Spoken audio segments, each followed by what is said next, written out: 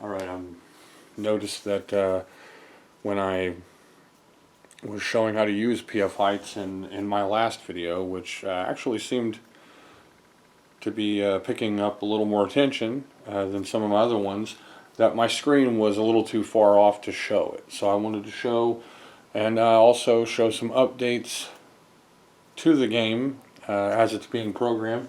Today I actually got quite a few things done. I also played around with a title screen, kind of an idea for a title screen, also using PF heights, and a big deal here. I've got jumping and the collisions set up, and I just need to kind of work that out a little bit. So I'll be showing that.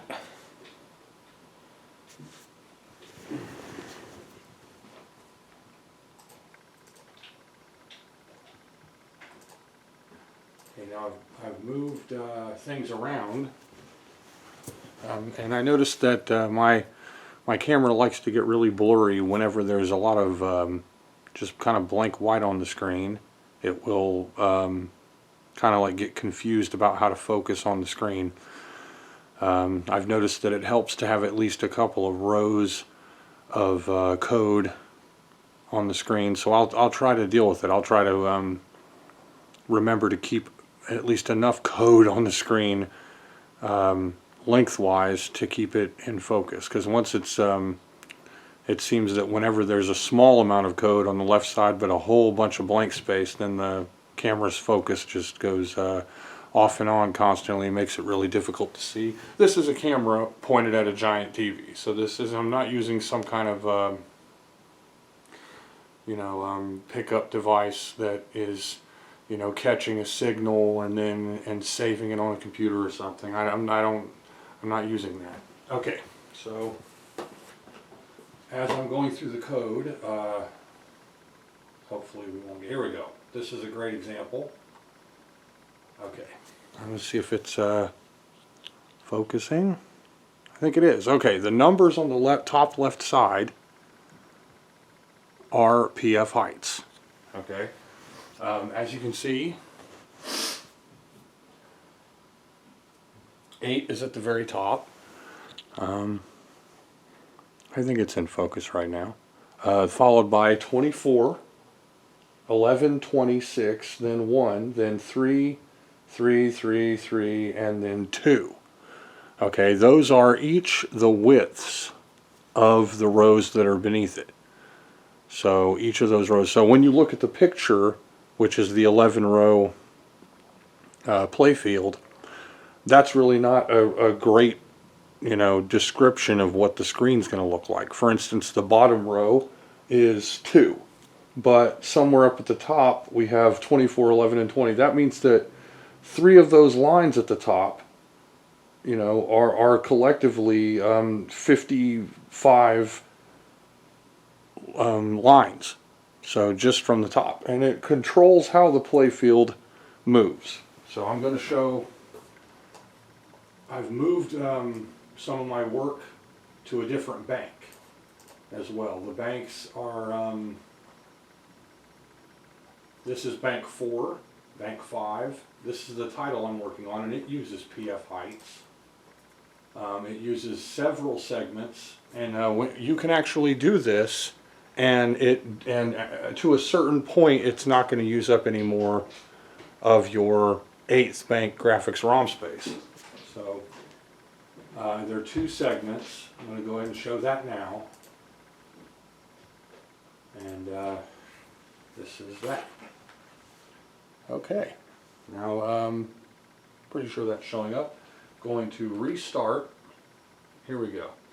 And as you can see, it's spelling it out on the screen, and this is the very beginning of it. Now what I'm going to probably do, if I decide to keep this, which I might not because I think it looks pretty crude, but I thought it would be neat to have the word fight and the bottom portion of what is supposed to be like a brick building explode and have the Ryu clone character doing a dragon uppercut out of the hole of the building and then just kind of landing there, and then the street at the top will change to the word world, and so it would be street fight, explosion, world, kind of. And if you, and this is reminiscent of the Fighting Street or Street Fighter original prequel to Street Fighter 2. Most people, I think,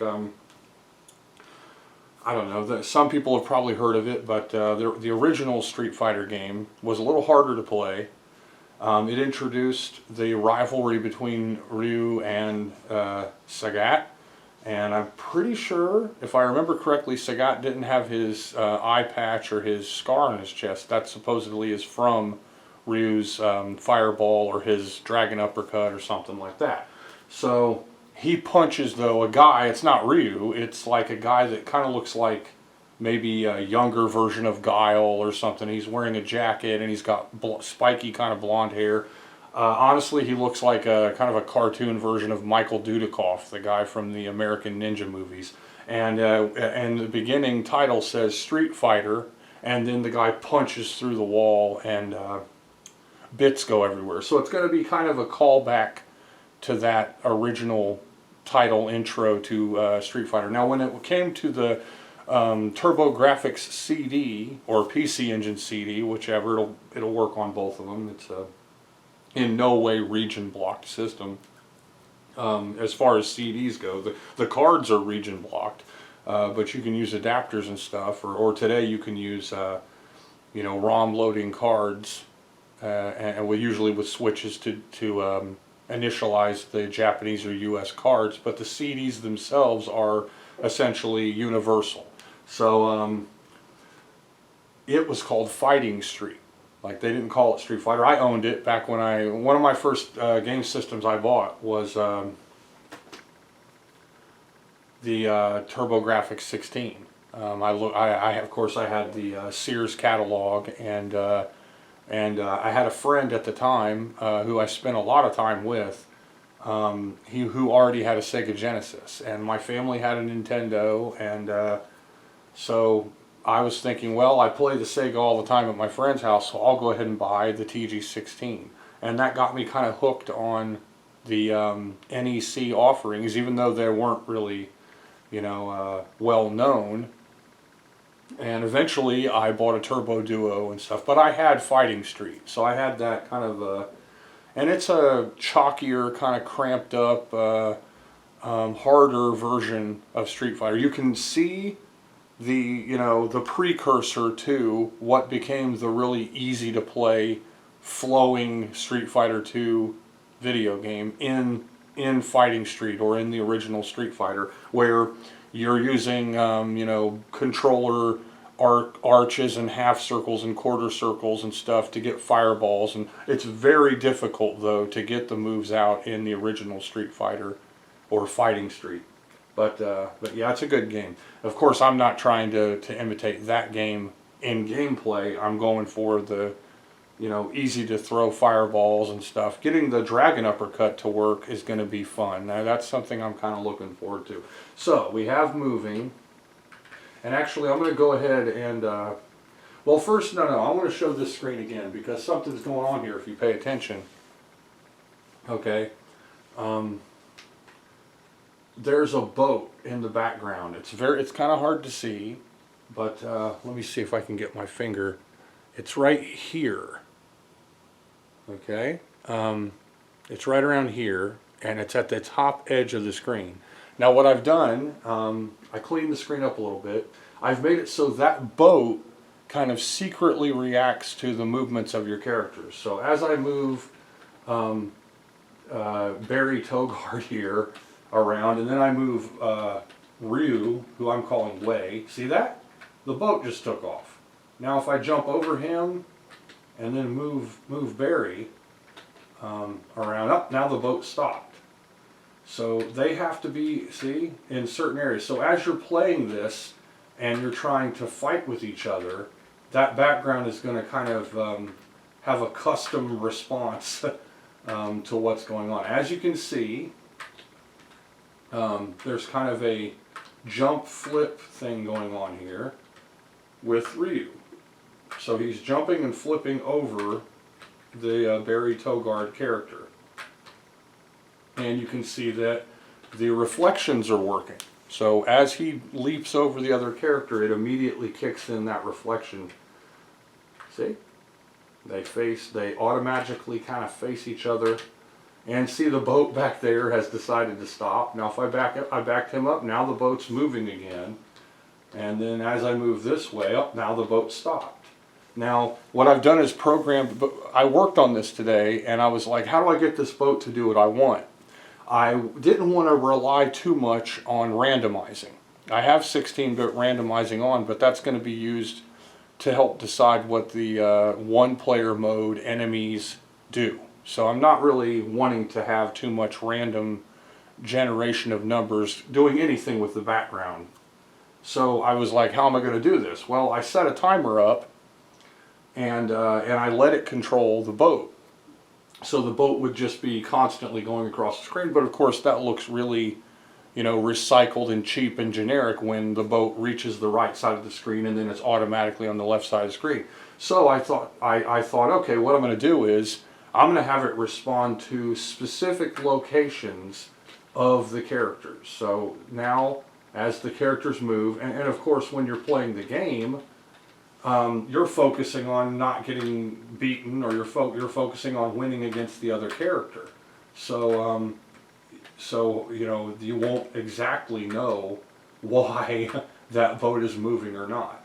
And I think that made it kind of neat. It's a kind of an added bonus there that based on where you're moving and what's going on is where that boat will actually be on the screen. And I wanted to do that. Now originally I programmed logs to go across, but they were too thin and I wanted them to cycle, but again that looked very, very repetitious. But we have one character here, and of course the other character is going to have his jump flip move very soon. And we have some, there we go, collisions going on here where, you know, they kind of are colliding with each other when they get close, so I can't just walk through them unless something goes wrong. So, but yeah, we have Ryu's jump flip going on here, and you can see he's got the flipping. It's a little chunky, and I'm going to probably try to smooth it out. What's happening is the same instructions for moving him right and left are in 5 pixel increments are still in control of his right and left moving. So you can see as he's moving it's kind of hop, hop, hop, hop. Well, when he jumps it's doing that too as he's going left and right. When he reaches a certain point in the air, then he begins his flip. But if you just do a standing jump, he doesn't flip. And if you do a standing jump and then move low in the jump, like that right there, then you won't, obviously he won't do the flip. See, but now, so he does the flip at a maximum point of the jump. So now moving and flipping are programmed into the game. Okay. Alright, now I'd like to move to a different background. So I'm going to go ahead and change up here my level. I'm going to pick 3 for now.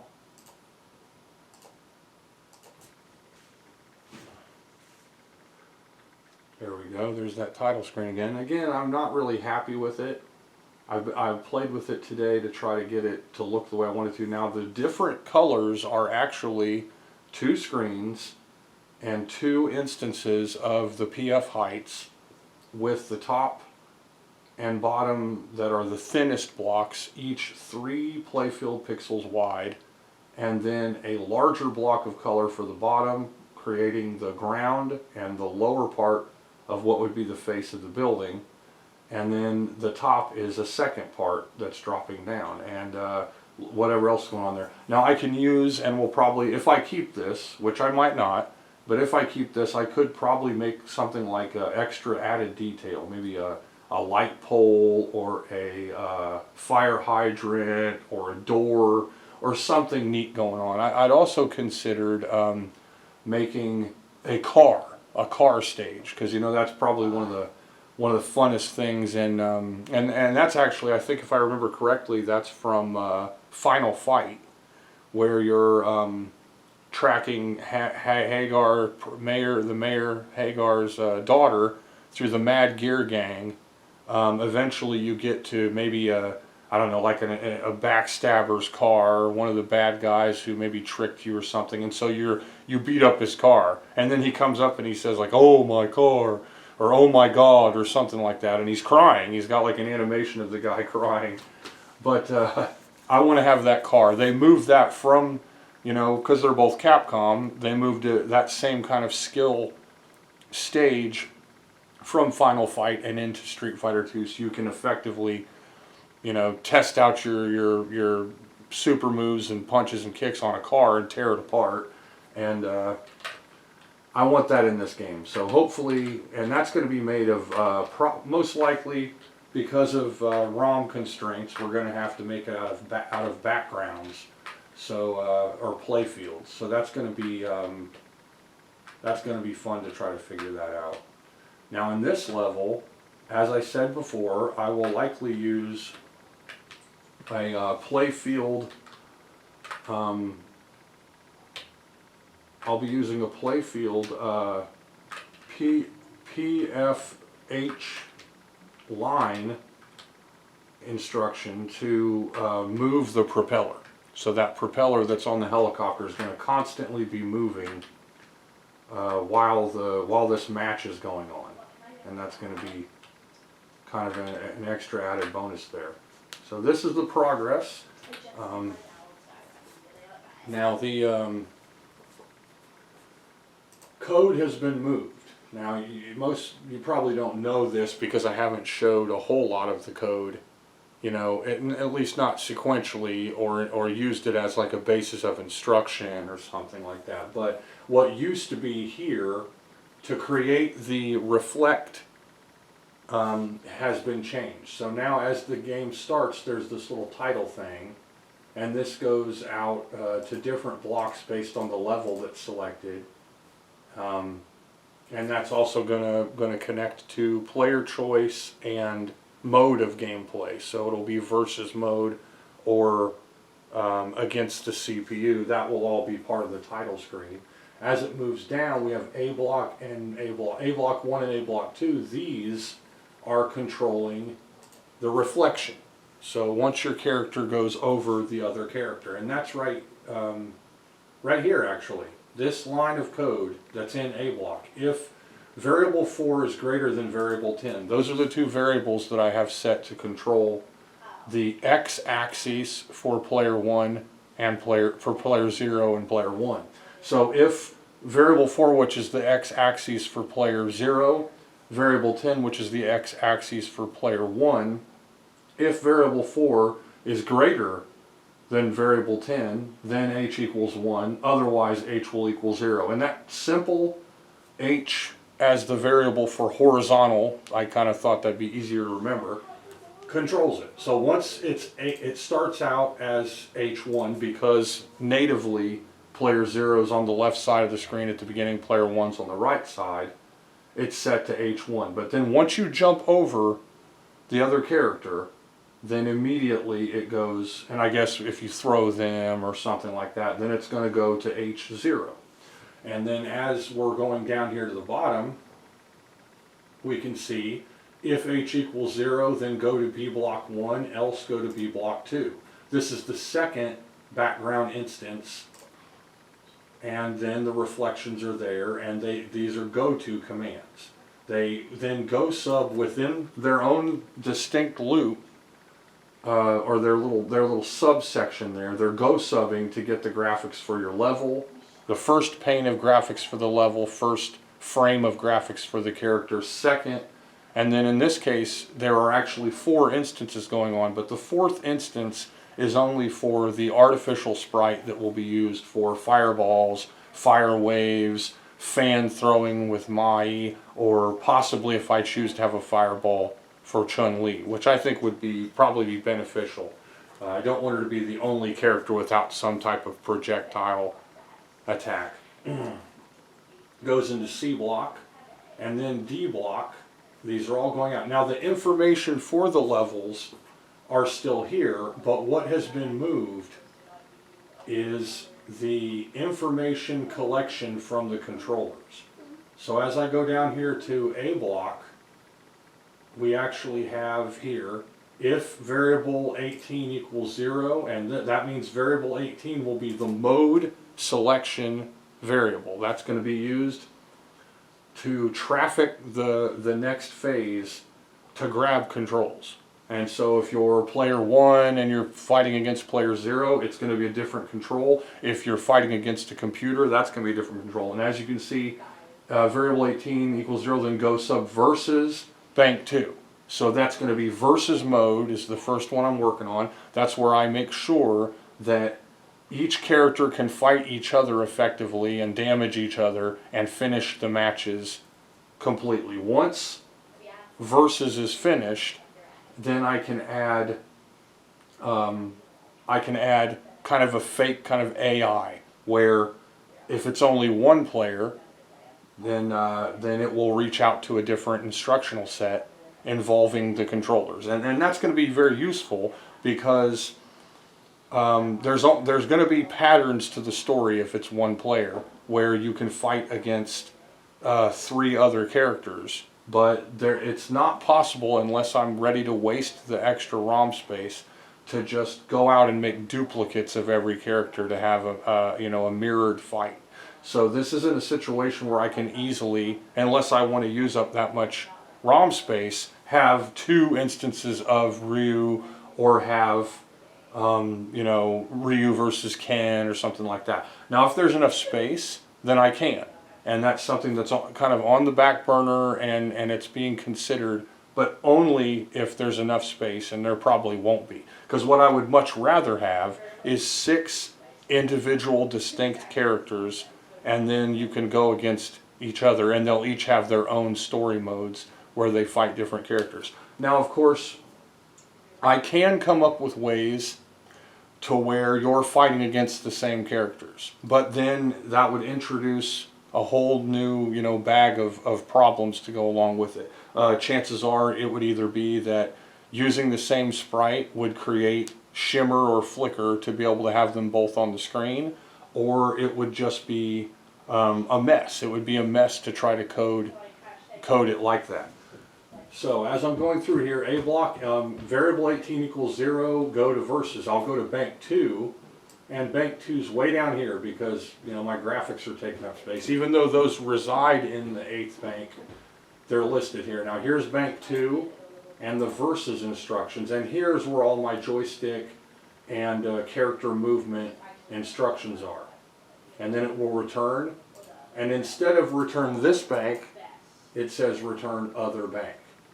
Okay, now I've prepared the places for the single matches with Street Fight World characters and a single match with SNK characters, and I'll be dividing the characters Street Fighter and SNK. So on the left side will be Ryu, Chun-Li, and hopefully 1 extra character, and then on the right side will be Mai, Terry, and again hopefully 1 extra character. And I really could use it would benefit me to plug a couple bad guys in there.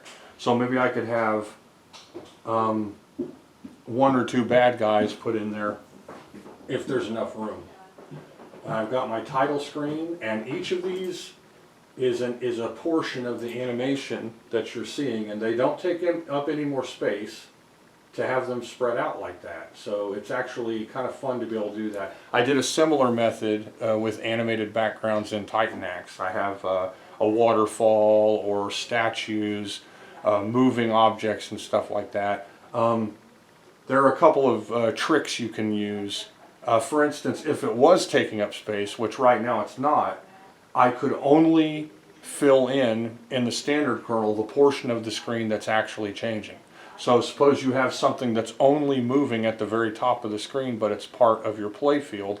The only part you really need to draw is the part that's actually changing, and then it will keep the part that hasn't changed. So that's kind of a little trick you can do there with your playfields.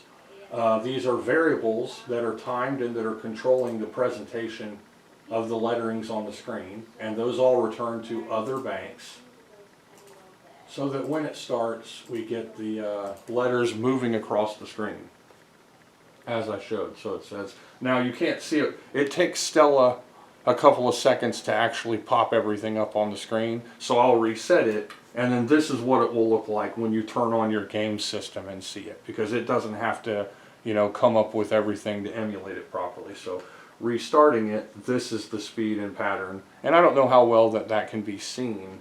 On a real TV, the colors will be stronger, but you know, who knows what people are going to be playing this game on. They could play it on anything. So I'm going to go to my current favorite background, which is 4.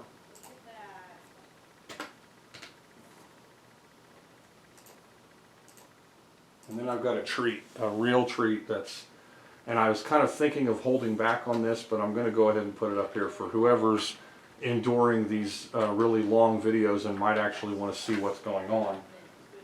I have drawn all of the artwork for Mai, and I had no idea how mesmerizing this character was going to end up looking, but she's incredible. The character is going to look incredible when animated on the screen. All of the moves for Terry are ready, they just need to be dropped into the game. And now all of the moves for Mai are ready. All the moves for Ryu are ready. I need to draw the rest of the moves for Chun-Li. So as you can see, reflections, collisions, and jumping and flipping are now in the game. I had a pretty nice comment. I had a couple nice comments actually. Someone said, fingers crossed that you can get this done. And another guy said that, you know, he was amazed that it could even be done on the 2600 with RAM limitations and space limitations.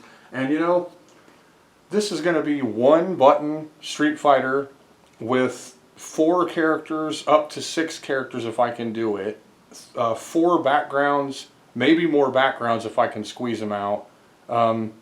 It's going to be the most Reader's Digest condensed, abridged version of Street Fighter that anyone ever played. But yeah, it is possible. And actually I already know, because I did the DPC Plus version of it like 8 years ago, that not only is this possible, but the game that I'd already made had hit bars that worked and collisions and everything worked. So of course that required an ARM processor that's on a Harmony card or on their DPC Plus, whatever chips they use for that. But this right here will be able to be put on an Atari cartridge. Now I thought about later, after it's finished, looking over all of my variables and seeing how many I've used and how many I need. And if I don't need the extra variables that are part of the super chip set, then I can turn this into a normal 32K bank switching cartridge without the super chip, and the game will work, and it will be cheaper, slightly cheaper, because I won't have to use super chips. And I guess it might make it more compatible with other systems. So the artwork that I've come up with is in its own little folder here, and so we'll go ahead and look at this stuff. Oh, I zoomed in too much. There we go. And the first one to pop up is the block. Okay, so that's her blocking. Go ahead and pick the normal stance, and then we'll switch back and forth. So you can see when she blocks, she's going to pop her arms up and cross them in front of her face. Because she's going to be getting kind of edged back a little, her hair is popping over to the side. So that's the block move. Okay. Now here's her standing normally, and here will be her her step. Now of course, Mai kind of looks like she's just trying to hold everything together while hopping around everywhere, but I made a kind of a, there we go. So this is her hopping. And of course it doesn't look like much, but when she's on the screen and moving, you know, 4 or 5 pixels one way or the other, then it's going to work, I'm sure. And I might change it a little if I don't like how it ends up looking. Here's her kick, her normal kick. Okay, so standing and kick. And of course this side here will have a missile sprite concoction to extend the leg. Hopefully I'll be able to add a bit of a shoe there.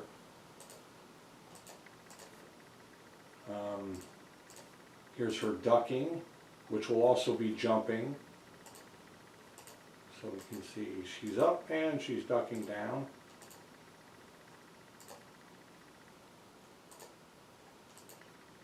Okay, now we can see her flipping.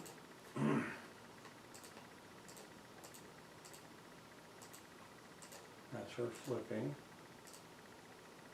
We have the duck kick, which will also be the flying side kick.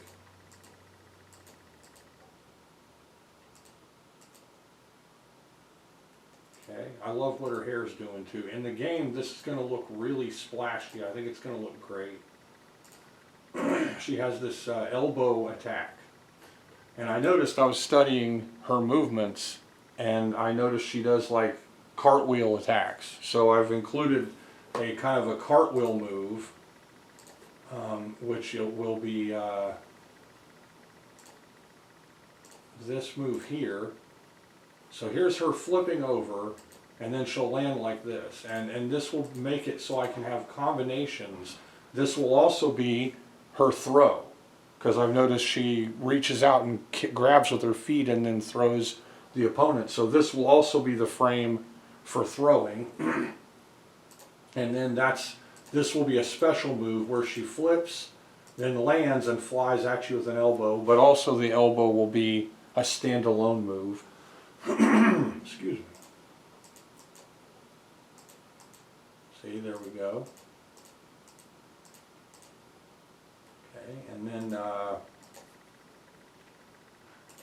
oh boy, we have a spin attack.